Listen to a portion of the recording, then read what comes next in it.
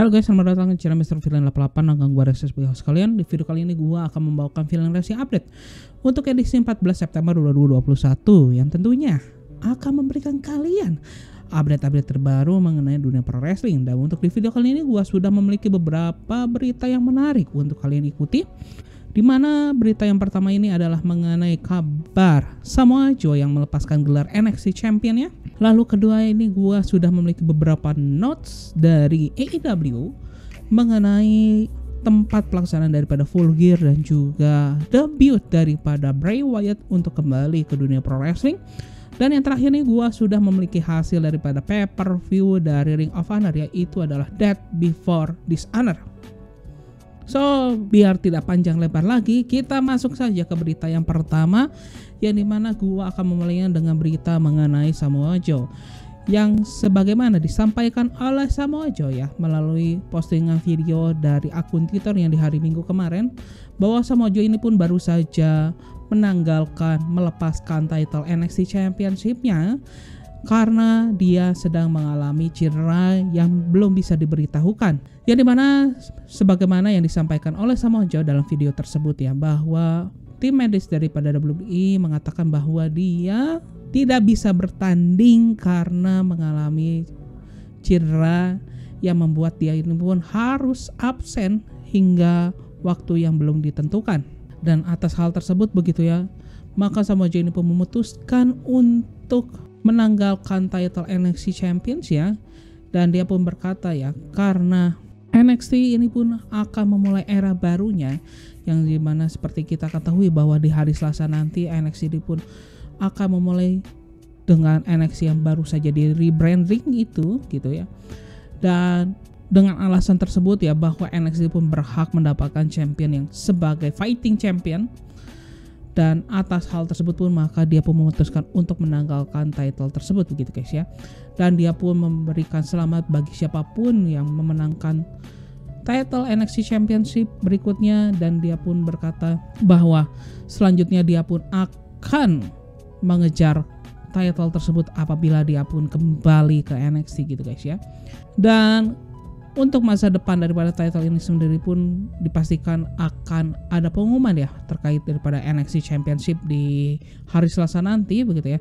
Dan seperti yang kita ketahui bahwa sebelumnya NXT ini pun sudah mengumumkan adanya pertandingan Fatal 4-Way match ya untuk memperebutkan posisi number 1 contendership ya antara Pete Dunne, Tommaso Ciampa, Kyle O'Reilly dan juga LA Knight, yang kemungkinan besar pertandingan tersebut akan dirubah untuk memperebutkan gelar NXT Championship itu sendiri begitu guys ya. Dan untuk Samoa Joe itu sendiri pun dia pun baru saja memenangkan title tersebut ya untuk ketiga kalinya di event daripada NXT TakeOver 36 kemarin ya, di akhir bulan Agustus, yang dimana di event tersebut pun dia berhasil mengalahkan juara sebelumnya yaitu Karrion Kross.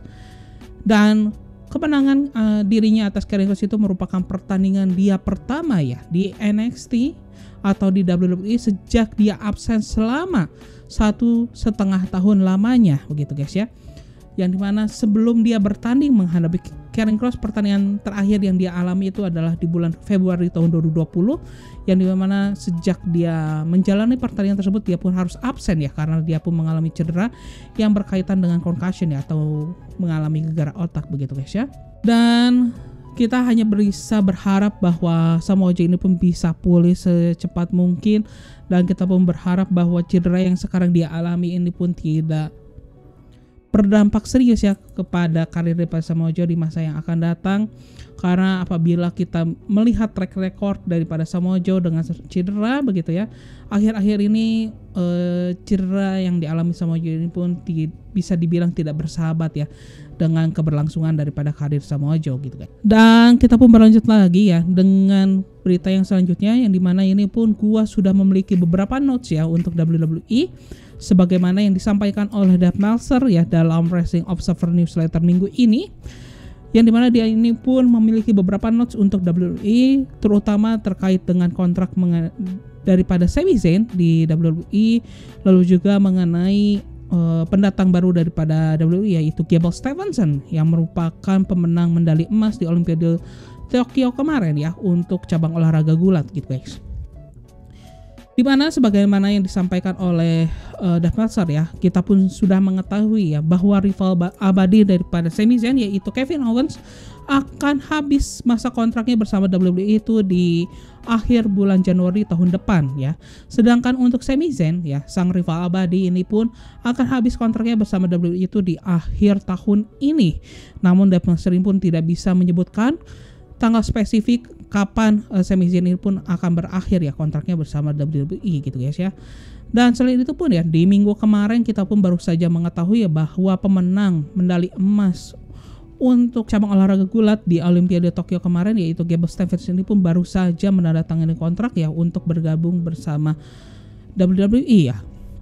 Dan atas hal tersebut gitu ya, Dave Meltzer ini pun sudah mendengar adanya beberapa bocoran dan juga perbincangan mengenai Brock Lesnar yang akan bertanding menghadapi Gable Steveson di event WrestleMania yang akan datang, yang dimana pertandingan ini pun seakan menjadi pertandingan passing of the torch type lah gitu ya, yang dimana Brock Lesnar ini pun akan menunjuk Gable Steveson ini pun sebagai suksesor bagi Brock Lesnar di WWE di masa yang akan datang begitu ya. Karena seperti yang kita ketahui ya bahwa Lesnar ini pun memiliki keterikatan yang cukup kuat ya bersama Gable Steveson. Selain mereka berdua ini pun memiliki alma mater yang sama karena mereka ini pun berkuliah di University of Minnesota begitu ya. Namun Brock Lesnar ini pun sendiri pun merupakan secara personal itu merupakan seorang teman bagi Gable Steveson dan juga mentor ya bagi Gable Steveson sejak dia masih menginjak bangku sekolah gitu guys ya. Dan selain itu gitu ya, kita pun mendapat notes mengenai debutan daripada NXT yaitu Julius Creed yang baru saja tampil di show NXT minggu lalu sebagai bagian baru daripada Diamond Mine ya, yang merupakan stable pimpinan daripada Roderick Strong dan juga Malcolm Bivens, yang dimana Dave Meltzer pun menulis mengenai Julius Creed bahwa dia ini pun merupakan seseorang yang spesial ya. Bahkan hal tersebut pun sudah terdengar pada saat Julius Creed atau nama asli itu adalah Jacob Casper ini sebelum dia bergabung dengan WWE itu sendiri, yang dimana orang-orang tuh berpikir bahwa dia ini pun memiliki potensial untuk menjadi bintang besar untuk WWE di masa yang akan datang. Dan Julius Creed ini sendiri pun sudah membangun reputasinya sendiri ya di WWE pada kala dia masih berlatih di bawah performance center dari WWE itu sendiri, yang dimana dia pun dicap sebagai seseorang yang pekerja keras dan juga merupakan seseorang yang quick learner gitu guys ya.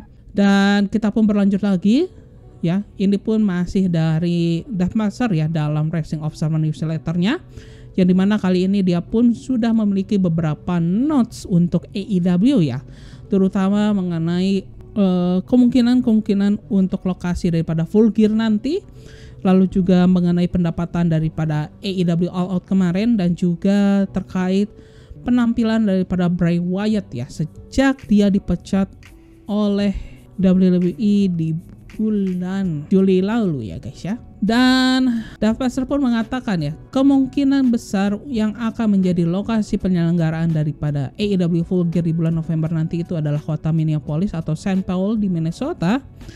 Namun Dave Meltzer pun belum bisa memastikan lokasi mana atau venue mana yang akan menjadi tempat pelaksanaan daripada Full Gear itu sendiri, karena AEW pun masih belum mengkonfirmasi atau masih menyangkal bahwa Minneapolis atau St. Paul ini yang akan menjadi kota pelaksanaan daripada Full Gear itu sendiri. Sebagaimana yang kita ketahui bahwa AEW ini pun memindahkan tanggal pelaksanaan daripada Full Gear yang awalnya dilaksanakan di tanggal 6 November menjadi di tanggal 13 November, karena di tanggal 6 November tersebut mereka ini pun memiliki kompetitor yang cukup berat ya untuk pay-per-view ya, dimana mereka pun harus menghadapi UFC yang akan kembali ke Madison Square Garden, yang otomatis itu pun akan menarik lebih banyak penonton ya untuk menonton daripada UFC di Madison Square Garden gitu guys ya. Dan atas hal tersebut begitu ya, mereka pun harus mencari tempat baru ya, dimana sebenarnya awalnya Full Gear itu sendiri pun direncanakan akan digelar di Chávez Arena di kota St. Louis, Missouri. Namun di tanggal 13 November tempat tersebut pun sudah di booking ya, sehingga mereka pun tidak bisa melaksanakan di tempat yang sama seperti yang mereka awal rencanakan. Namun Meltzer pun mengatakan bahwa untuk AEW Rampage ya di tanggal 5 Novembernya itu pun dipastikan masih akan digelar di CVS Arena gitu guys ya.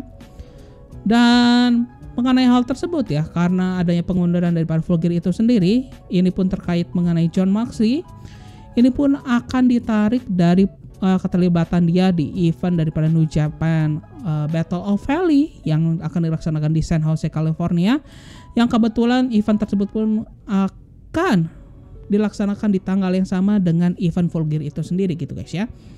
Dan Meltzer pun memberikan catatan ya mengenai penjualan daripada All Out itu sendiri, yang dimana All Out itu sendiri pun berhasil dibeli sebanyak 200.000 lebih kali ya, sebanyak 200, yang dimana All Out itu sendiri pun berhasil mencetak pembelian sebanyak 200.000-an lebih gitu ya. Dan jumlah penonton secara streaming pun AEW pun berhasil mencetak sebanyak 115.000 penonton, yang dimana angka tersebut pun dua kali lipat lebih banyak dibandingkan event di tahun sebelumnya begitu guys ya. Dan Meltzer pun mengatakan bahwa dia pun memiliki estimasi bahwa angka tersebut pun akan meningkat sebanyak 10 atau 15% untuk angka finalnya ya, karena mengestimasikan adanya late buyers. Dan angka tersebut begitu ya, itu pun menjadi angka terbesar untuk pay-per-view non WWE sejak tahun 1999, yang dimana angka tersebut pun mengalahkan WCW Spring Stampede ya di tahun 99, dan angka tersebut pun kemungkinan besar pun bisa mengalahkan angka daripada WCW Uncensored Event gitu guys ya. Dan Meltzer pun mengatakan bahwa pendapatan AEW mengenai show All Out kemarin pun kira-kira mereka pun bisa membawa pulang sebesar ya angkanya itu di bawah 5 juta US dollar. Namun pendapatan kotor mereka itu pun berhasil mendapatkan di angka di bawah 10 juta US dollar. Dan pendapatan tersebut menjadi pendapatan terbesar sejak event Super Brawl di tahun 99 yang lalu, yang dimana kala itu event Super Brawl mengheadline pertandingan Ric Flair menghadapi Hulk Hogan gitu guys. Dan untuk pendapatan daripada penjualan tiket ya, bahwa di event All Out kemarin AEW pun berhasil menghasilkan sebanyak 700.000 US dollar dari penjualan tiket sebanyak 9.000 lebih tiket gitu ya. Sedangkan untuk The First Dance, walaupun mereka berhasil menjual tiket sebanyak 15.000 tiket, namun pendapatan untuk penjualan tiket ini mereka hanya mendapatkan 635.000 US dollar gitu guys ya. Namun rekor pendapatan baik dari penjualan dan juga jumlah tiket yang dijual gitu ya, itu pun akan dipecah ya, karena kita mengetahui bahwa di event AEW Dynamite Grand Slam nanti yang akan dilaksanakan di R2RC Stadium itu pun diestimasikan akan memecahkan kedua rekor sebelumnya, karena diharapkan untuk di R2RC Stadium itu pun akan dihadiri sebanyak 18.000 penonton gitu guys ya. Dan terkait ya mengenai rivalitas antara Dr. Britt Baker dan juga Thunder Rosa begitu ya, Meltzer mengatakan bahwa sudah ada rencana mengenai rematch antara keduanya yang akan dilaksanakan di awal tahun 2022 mendatang, yang dimana berbagai stipulasi ini pun sudah direncanakan untuk dilibatkan ya untuk di pertandingan mereka berdua ya, dimulai dari cage match hingga hair versus hair match gitu guys ya. Ya dimana ide untuk rematch mereka ini sendiri pun bertujuan untuk membuat pertandingan terbesar untuk divisi wanita sepanjang sejarah AEW berdiri gitu guys ya. Dan mengenai debut daripada Bray Wyatt ya, atau kini kita kenal sebagai Windham Rotunda ya, yang nama aslinya ya sebenarnya itu adalah nama asli daripada Bray Wyatt gitu ya. Entah dia akan bergabung dengan AEW atau Impact Wrestling ya di masa yang akan datang. Namun apabila Bray Wyatt ini akan bergabung dengan AEW atau memutus mengikat kontrak bersama AEW, maka dia pun akan dijadwalkan melakukan debutnya di tanggal 29 September mendatang dalam show Dynamite, yang kebetulan show tersebut pun akan dilaksanakan di kota Rochester, New York, yang merupakan kota asal daripada Bray Wyatt dahulu ya, pada kala dia masih bergabung di Wyatt Family ya, itu almarhum Brody Lee gitu guys ya. Dan kita pun berlanjut lagi ke berita terakhir untuk di video kali ini, yaitu mengenai hasil daripada Ring of Honor Death Before Dishonor yang baru saja dilaksanakan di tanggal 12 September kemarin. Yang menjadi headline di show kali ini adalah pertandingan 4-way match ya untuk memperebutkan Ring of Honor Championship ya.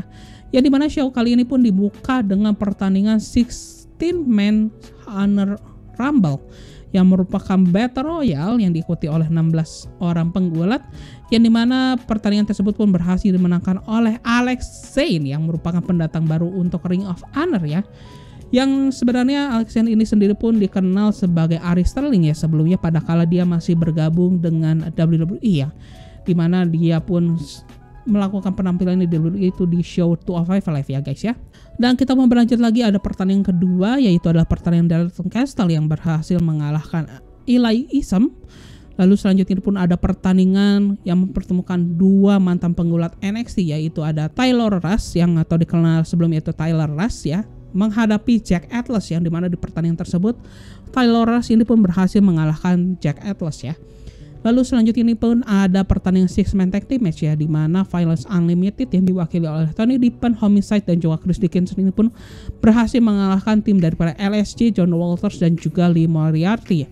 Dan selanjutnya ini pun ada pertandingan tag team match ya yang mempertemukan dua tim veteran daripada Ring of Honor, yang dimana ada tim OGK yaitu Mike Bennett dan juga Matt Taven yang berhasil mengalahkan salah satu tim paling sukses di dalam sejarah Ring of Honor yaitu The Briscoe.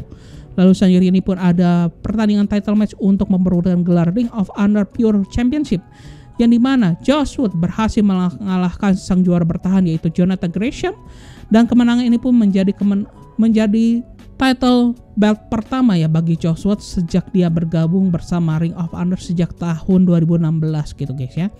Lalu kita pun berlanjut lagi, ada pertandingan untuk memperebutkan Ring of Honor 6-man tag team match yang dimana sang juara bertahan yaitu Central Promotion ini pun yang diwakili oleh O'Shea, Edwards, Moses dan juga Count berhasil mempertahankan gelarnya menghadapi La Faction Ingobernables yang diwakili oleh Dragon Lee, Kenny King dan juga Bestia Del Ring.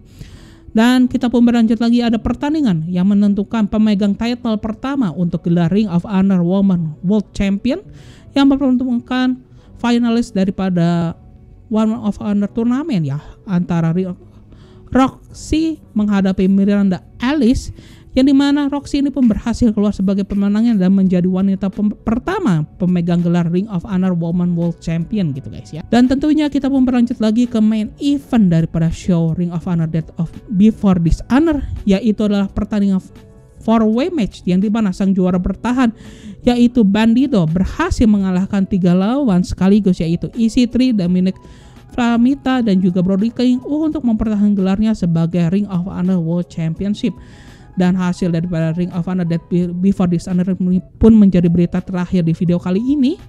Dan bagi kalian yang menyukai video kali ini, silahkan klik tombol like. Dan bagi kalian yang memang mencari update terbaru mengenai dunia pro wrestling, maka kalian bisa subscribe di channel Mr. Villain 88, karena di sini gue tidak hanya memberikan update dari WWE saja, namun juga dari AEW, Ring of Honor, New Japan Pro Wrestling dan masih banyak promotion lainnya.